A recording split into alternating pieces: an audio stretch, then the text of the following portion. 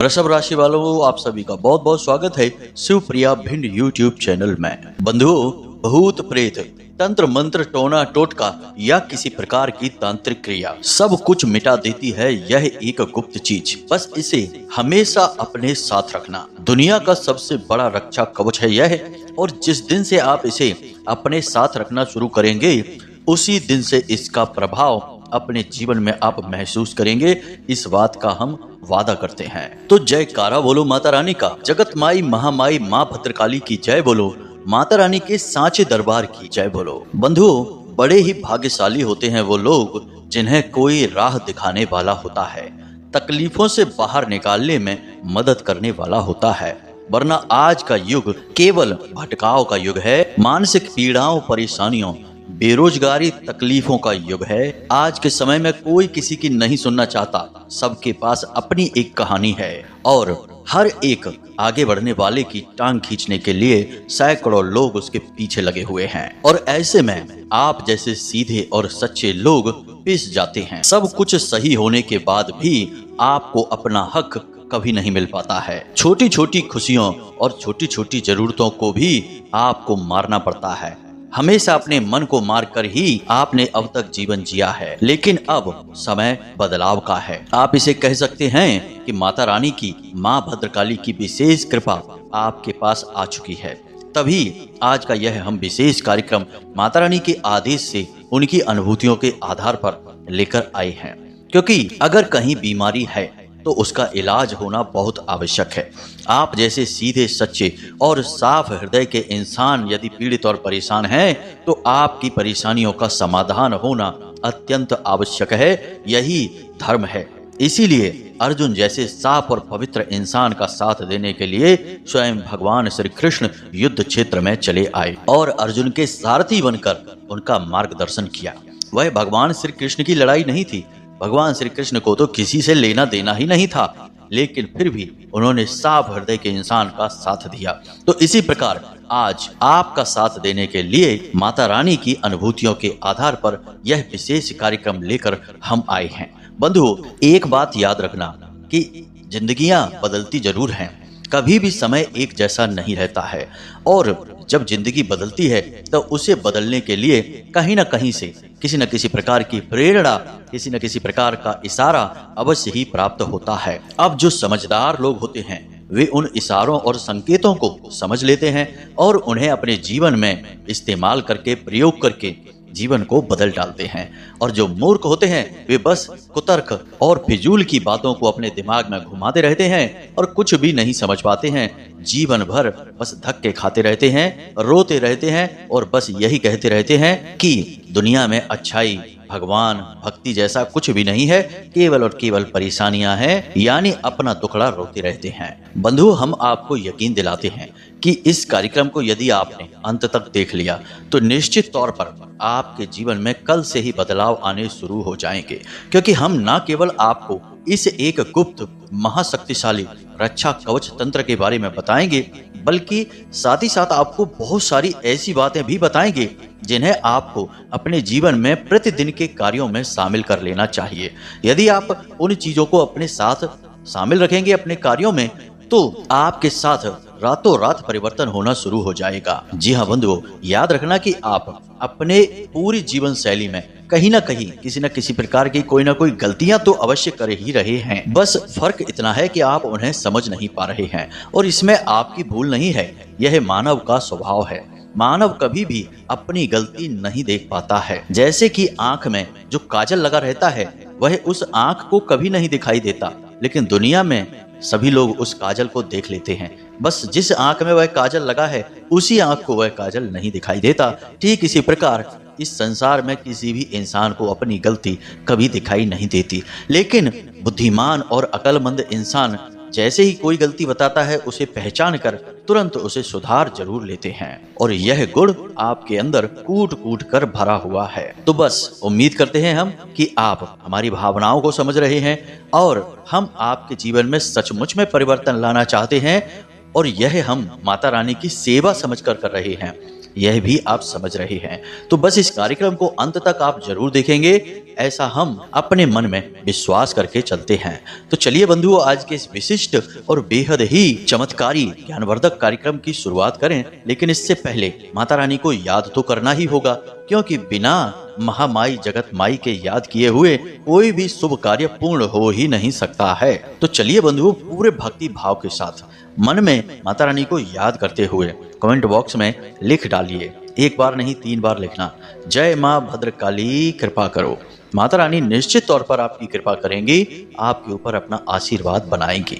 साथ ही साथ बंधु, आपको माता रानी के इस दिव्य परिवार का हिस्सा बनना होगा, इस परिवार को बड़ा करना होगा, ताकि अधिक से अधिक लोगों तक हमारी पहुंच हो जाए और यह ज्ञान अधिक से अधिक लोगों के जीवन को भी बदल पाए। बंधुओं, याद रखना कि हम जो भी कुछ कार्य कर रहे हैं वह सब कुछ माता रानी की सेवा में समर्पित है, उन्हीं की भक्ति में कर रहे हैं। तो आपको इसका सहयोगी बनना होगा। तो यदि आप इस चैनल कार्यक्रम पर पहली बार आए हैं तो आप इसे सब्सक्राइब अवश्य कर लें।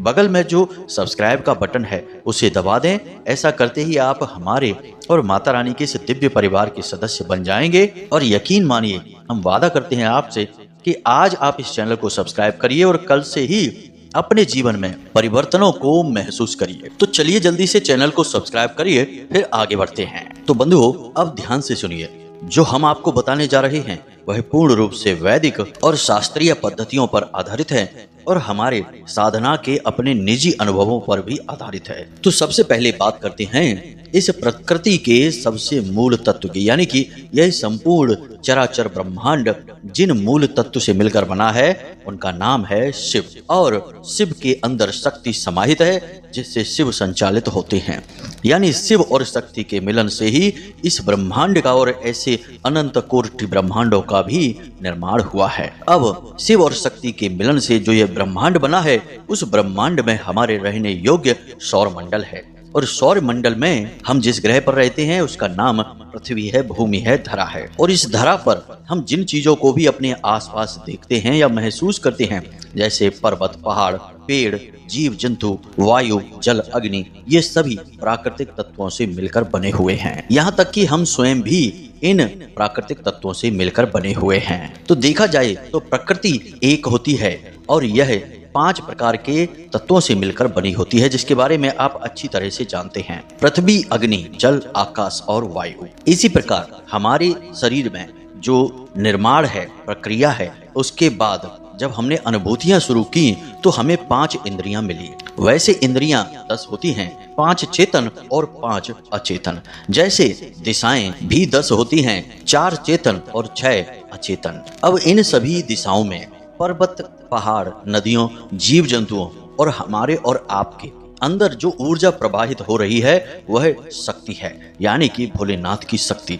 तो आप ऐसे समझ सकते हैं इसे कि हम जो भी कुछ यहाँ देख रहे हैं वह शिव है, और जो हमें दिखाई नहीं दे रहा है फिर भी चल रहा है वही शक्ति है। यानी कि नदियाँ जो चल रही हैं, लगातार गतिमान हैं, पर्वत हैं जो लगातार बनते और बिगड़ते रहते हैं, हवाएं जो चल रही हैं, हम और आप जो चल रहे हैं, इस संसार को भोग रहे हैं, वह सब कुछ शिव है। और जिस शक्ति से हम इसे चला रहे हैं, यानी जो हमारे अंदर प्रवाहित हो रही है, वह शक्ति है, यानी कि भोलेनाथ की शक्ति। इसीलिए वेदों में कहा गया है तत्त्वम असि, यानी कि जिन चीजों से शिव और शक्ति बने हैं उन्हीं से हम भी बने हैं। तत्त्वम असि, जो तुम हो वही हम हैं। अब ये सारी बातें हम आपको क्यों बता रहे हैं? इन सारी बातों को बताने के पीछे हमारा मकसद यही है कि हम जो रक्षा कवच आपको बताने जा रहे हैं वह इन्हीं शिव और शक्ति की मूल प्रकृति से निकाले जाएंगे और प्रकृति के ही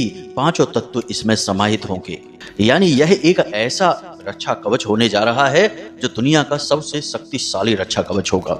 यानी दुनिया की कोई भी नकारात्मक शक्ति इस सुरक्षा कवच को तोड़ नहीं सकती है। अब ऊर्जाओं के बारे में बात करते हैं।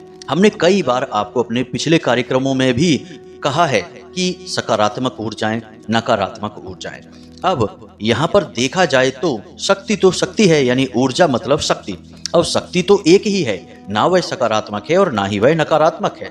बस समय और परिवेश के अनुसार कुछ नकारात्मक हो जाती है और कुछ सकारात्मक हो जाती है। कैसे, जरा इसे भी समझिए। जैसे कि माता काली चंडी, रणचंडी, रुद्रकाली। अगर क्रोध में हैं तो वे नकारात्मक शक्ति के रूप में पूजी जाती हैं। तभी जो तांत्रिक होते हैं, जो नकारात्मक रूप से माता को प्रसन्न करते हैं, वे काली को बलि आदि का प्रावधान मानकर चलते हैं। लेकिन वही काली जब शांत हो जाती हैं तो भद्रकाली बन जाती हैं। ममत्व उनकी दृष्टि से, उनके दर्शन मात्र से ही झलकता है और अपने भक्तों पर प्रेम ही प्रेम बरसाती हैं। यानी कि काली तो वही हैं, जब गुस्सा आया तो रणचंडी बन गई और जब शांत हुई तो भद्रकाली बन गई। यानी एक ही शक्ति के दो रूप हमें यहाँ देखने को मिल रहे हैं। इसी प्रकार जो ऊर्जाएं हमारे आसपास होती हैं, उन ऊर्जाओं के अलग अलग स्वभाव की वजह से वे ऊर्जाएं नकारात्मक और सकारात्मक बन जाती हैं। लेकिन ये ऊर्जाएं भी माता शक्ति का ही स्वरूप होती हैं। इसीलिए भगवान भोलेनाथ की जो मंडली है, या यूं कहें कि जो गढ़ हैं, भक्त हैं, उनमें सभी शामिल हैं। भूत, प्रेत, पिशाच, मानव, दानव, देवता, सभी भोले बाबा किसी में भेद नहीं करते हैं, क्योंकि भेद करते ही शक्ति के ऊपर ही प्रश्न चिन्ह लग जाएगा। शक्ति में आप भेद नहीं कर सकते। मानकर चलिए कि बिजली का तार है और उसमें करंट बह रहा है। यदि उस करंट से आपके यहाँ पंखा कूलर चलता है, आपको अच्छा लगता है, तो वह बिजली अच्छी हो गई। लेकिन उसी बिजली से आपको यदि झटका लग जाता है और आपको ज्यादा नुकसान हो जाता है, हाथ वगैरह जल जाता है, तो वही बिजली आपके लिए नकारात्मक ऊर्जा बन गई। यानी एक जगह पर वह बिजली सकारात्मक ऊर्जा थी और कुछ ही टाइम में वह बिजली नकारात्मक ऊर्जा बन गई। बिजली तो वही है, वह तो बदली नहीं। तो ये सारी बातें भी हम आपको इसीलिए समझा रहे हैं ताकि आप अपने मन को और साफ कर सकें और अपने मन में इन चीजों को अच्छी तरह से गहराई से बैठा सकें। याद रखना कि जब हम किसी भूत की बात करते हैं या प्रेत की बात करते हैं, तो वह भूत और प्रेत आपको परेशान करने के लिए नहीं आ रहा है। वह तो खुद ही पीड़ित है, खुद ही परेशान है, उसे तो खुद ही कष्ट हो रहा है और वह अपने कष्टों को मिटाने के लिए बस आपकी सहायता ले रहा है। लेकिन उसकी सहायता लेने के चक्कर में आप परेशान हो जाते हैं। और जो भूत प्रेत बनकर भटक रहे हैं, वो भी कभी जीवित इंसान हुआ करते थे। उनके भी परिवार, उनके भी बच्चे हुआ करते थे, उन्होंने भी अच्छा जीवन जिया होगा। लेकिन आज वो भटक रहे हैं तो उन्हें नकारात्मक ऊर्जा, नकारात्मक शक्ति कहा जा रहा है। जब वे जीवित थे और भले चंगे संसार में अपने कार्य कर रहे थे तो सकारात्मक ऊर्जा कही जाती थी। ऊर्जा का एक ही स्वरूप है, बस परिस्थितियों के अनुसार वह नकारात्मक और सकारात्मक में बदलता रहता है। बंधु, यह बात बहुत गहरी है। हमने आपको बहुत कम शब्दों में समझाने की कोशिश की है। उम्मीद करते हैं कि आप इन बातों को समझ रहे होंगे।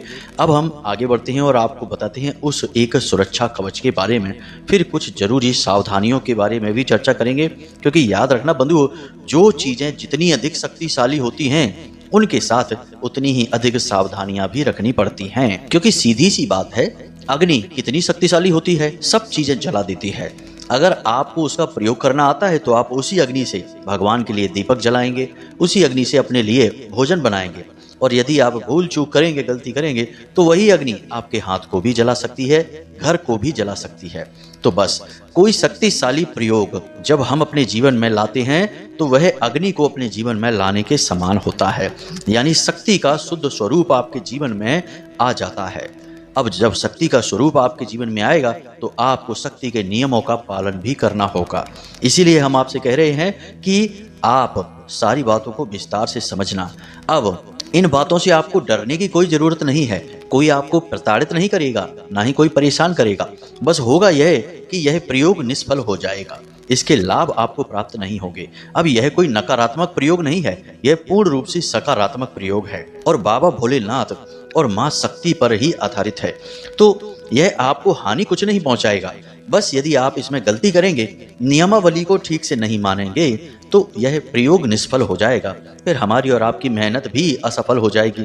कोई लाभ ही नहीं होगा आपके इस कार्यक्रम को देखने का। इसीलिए इस कार्यक्रम को अंत तक देखें और सारी नियमावली को अच्छी तरह से समझ लें। तो अब ध्यान से सुनिए कि यह कौन सी चीज है और इसको कैसे प्रयोग करना है। अब इस प्रयोग को करने के लिए आपको शनिवार का दिन चुनना होगा। किसी भी शनिवार के दिन आप इस प्रयोग को कर सकते हैं। तो अब ध्यान से सुनिए, इसके लिए आपको क्या क्या सामग्री चाहिए। सबसे पहली सामग्री आपको चाहिए एक लाल रंग का धागा। दूसरी सामग्री आपको चाहिए एक सफेद रंग का कोई भी ताबीज। जी हाँ बंधुओं, ताबीज गोल होना चाहिए। खोखला ताबीज बाजार में आसानी से मिल जाता है, आप उस ताबीज को लेकर आएंगे। और तीसरे नंबर पर आपको चाहिए एक 5 मुखी रुद्राक्ष। इसी के साथ साथ एक भोजपत्र छोटा सा टुकड़ा, और अगर आपको मिल जाए आसानी से तो अष्टगंध की स्याही और अनार की कलम। यदि नहीं मिलती है तो कोई बात नहीं है, आप साधारण लाल रंग की कलम ले सकते हैं। यदि आपको भोजपत्र का कागज नहीं मिलता है तो आप पीले रंग का कोई भी कागज ले सकते हैं। अब शनिवार के दिन आपको यह संपूर्ण सामग्री लेकर आनी है अपने घर में, और इसे अपने पूजा घर में एक प्लेट में लगाकर रख दें। थोड़ा सा गंगा जल छिड़क कर इसे शुद्ध कर लें। अब इसके बाद आपको पीले रंग का प्रसाद, पीले रंग के पुष्प और पीले रंग का ही आसन चाहिए।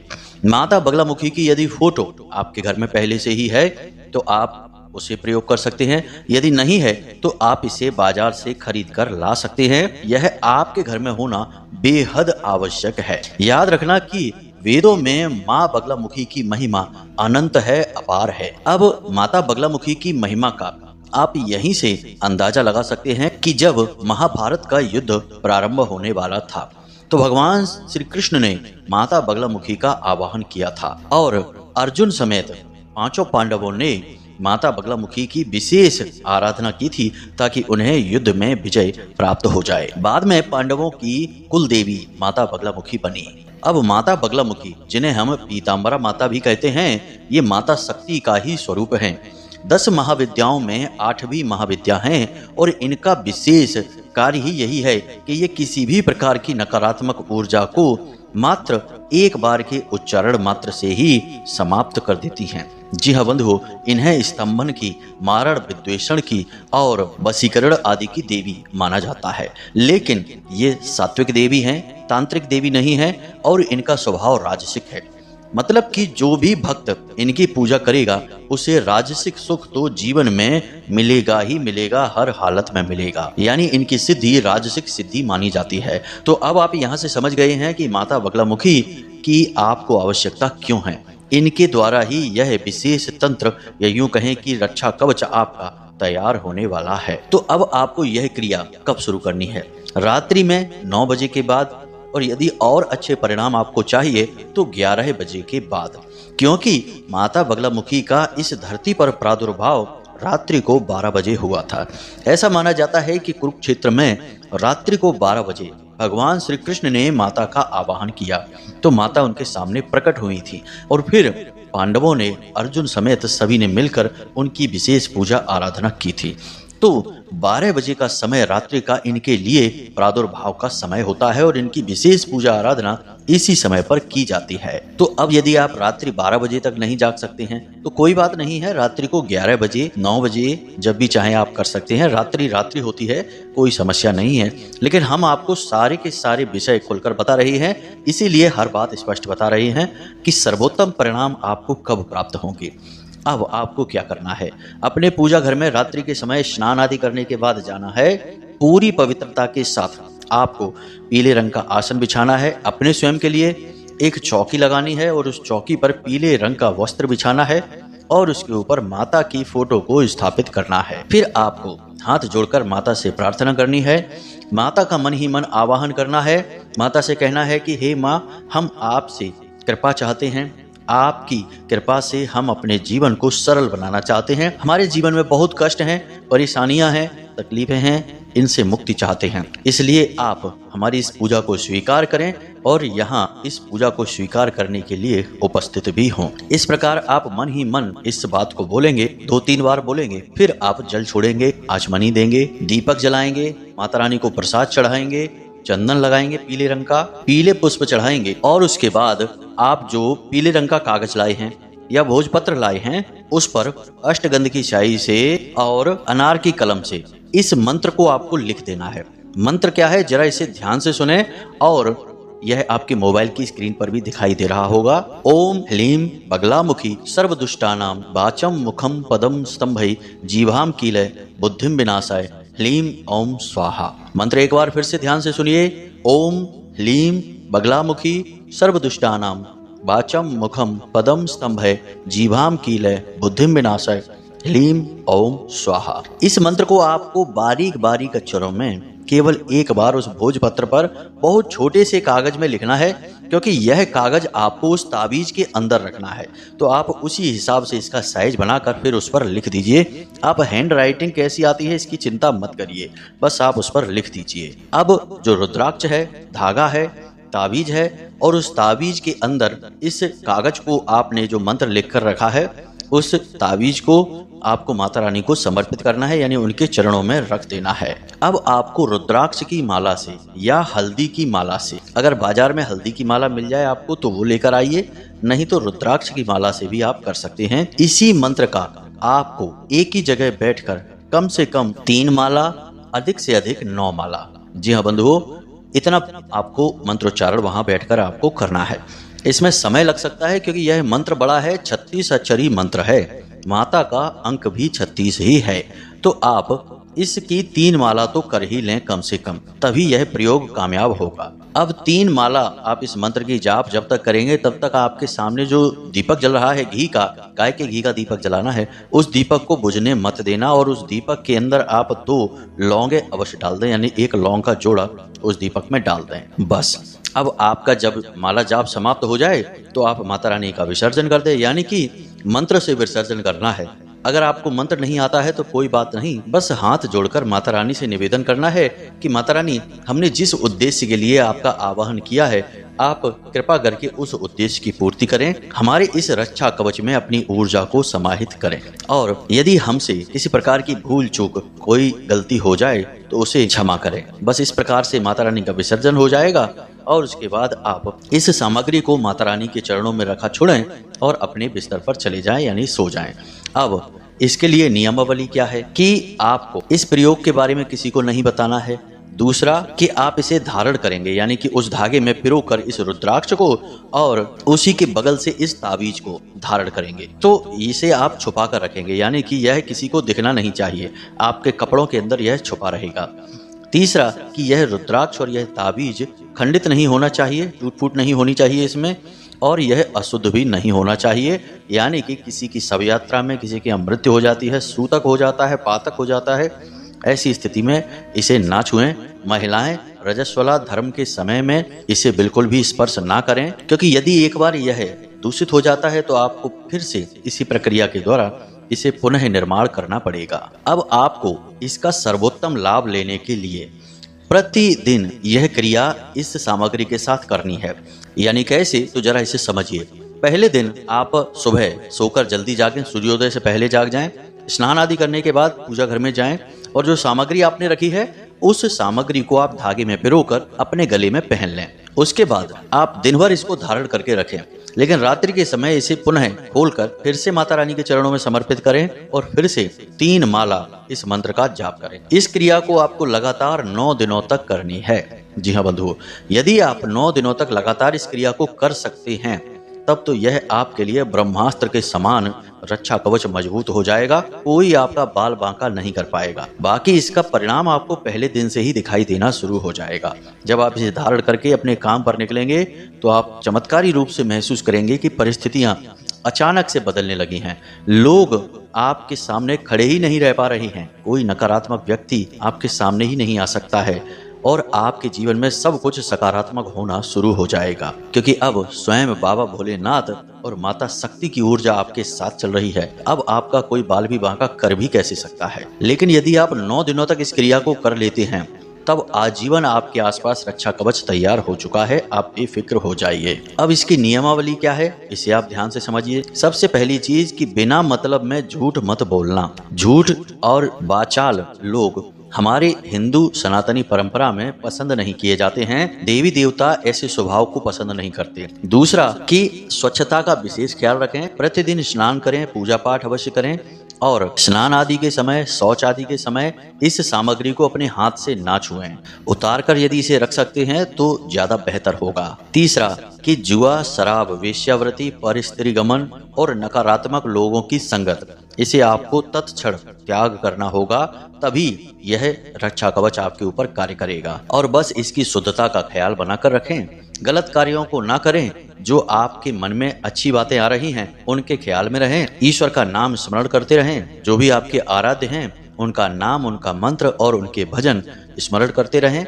बस इसी से आपकी चित्त शुद्धि रहेगी, और जब आपका चित्त ही शुद्ध है, स्थिर है, तो फिर जीवन में सब सकारात्मक होगा।